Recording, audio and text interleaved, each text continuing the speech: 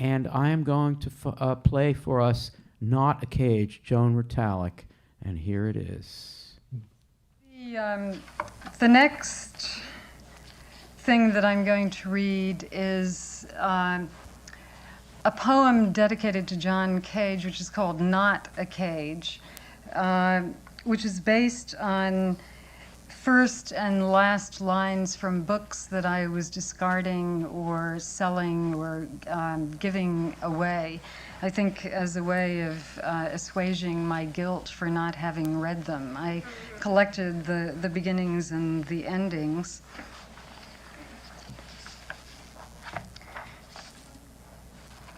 Scientific, sorry, I have 2 copies of this book here. It's not all fitting.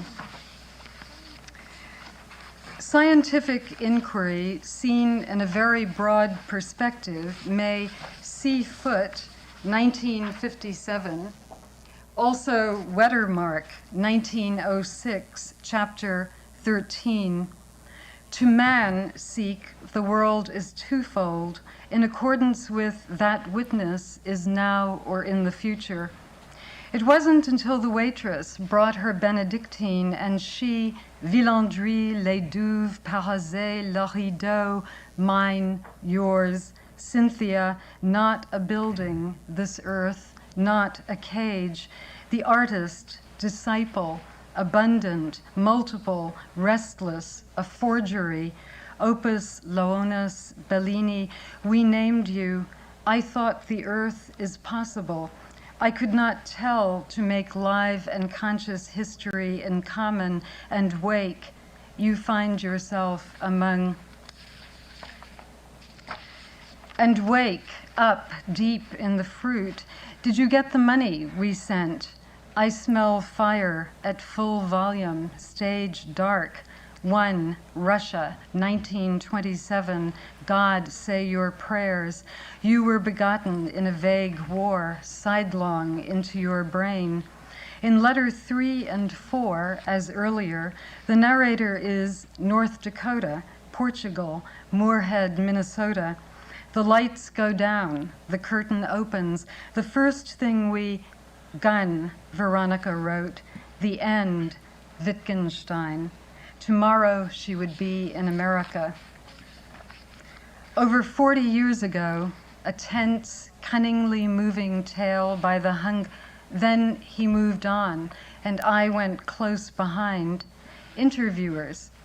What drew a woman from Ohio to study in Tübingen?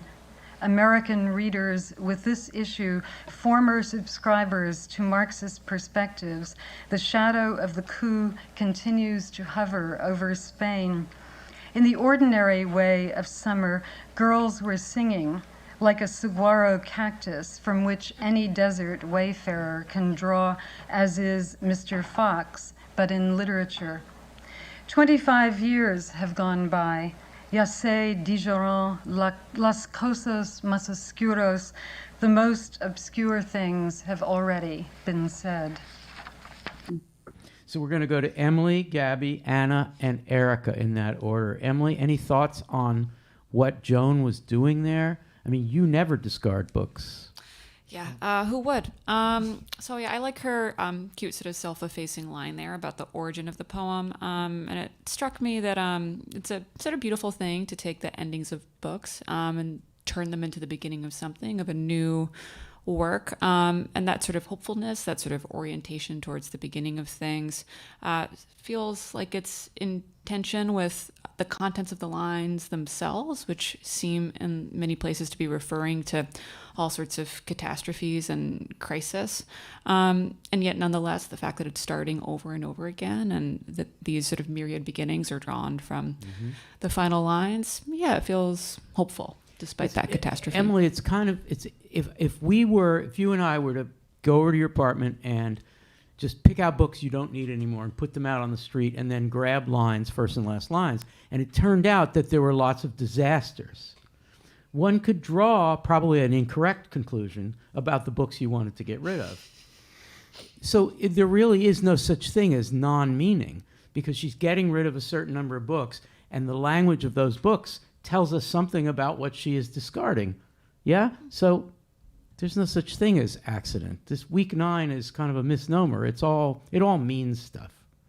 How you do? Is that good? You like that? Yeah, yeah. 10 out of 10, Al. Good work. Thank you. Gabby, your thoughts? Yeah, I'm just thinking about the last couple lines, which are the same translated. And I'm thinking about that cliche of like, oh, everything worth saying has already been said or whatever, which is something people say to put down saying anything or making anything. But I actually think this poem is maybe taking that as like a good, that the idea that everything has already been said is a sort of like useful one from which to do something productive. I don't know if I wanted to say invent, but that feels like against the ethos of the whole thing. But a sort of productive position. The last line is random, not random. Yes. It's the last line of one of the books she discarded. The most obscure things have already been said. Mm-hmm. If that were intentional, what would it mean? In a week 9 sense. If that was an intentional thing, a line you wrote at the end of a poem that you intended, what would it mean? This is a straight... It would be like your sort of thematic landing point. You're sort of like, hey, here's my message or whatever. And what would that message be? The most obscure things have already been said. Isn't that a paradox? Yeah, I think so. How could it be obscure if it's been said so often? Right. I think it means something like, I don't know, for me that would be a very pessimistic line to end on insofar as saying like, even that which we would think of as like obscure or that which would require us to get away from the common has already been done. Like it almost seems like it locks you out of thought or something. Obscurity, been there, done that. Yeah, like if somebody wrote that in a very like true intentional way, I'd be a bit like, oh gosh, like that's quite poo-pooing or something. Yeah, exactly. All right, thank you. Anna, followed by Erica. I am gonna see if my creaky, chronically sleep deprived brain can do this. But I was looking at the forums and I really love this question or comment from Suzanne Miller that's right up at the top. Wondering, why are we suddenly talking about beauty this week? Like we didn't really concern ourselves with beauty until now, or the beauty, I guess, in terms of like aesthetics maybe, or aesthetic beauty. And like suddenly we're all like so excited when something like quote unquote beautiful happens in these poems.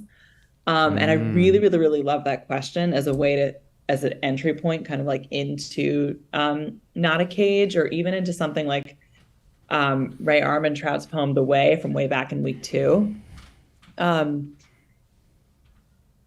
Thinking about the sort of beauty in the accidental, the beauty that occurs when something seemingly unintentional has happened, and how that often strikes us as perhaps like kind of more beautiful than the thing that you like are willing into existence, the thing that you so want to turn out beautifully, right? Like the vision you have in your head, the thing that you're trying so desperately to execute, isn't it actually oddly more satisfying when you get these moments in the poem, such as one of my favorite moments,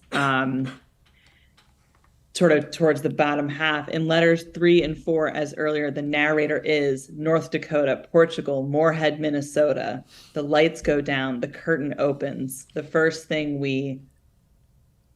it's beautiful. Right? How can you not celebrate that as like, so beautiful? What's the essence of Suzanne's concern?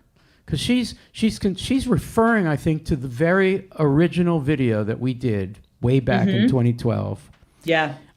When we were doing Feather Likeness of the Justice Chair. I'm sorry, I can't. Dave, is that the title?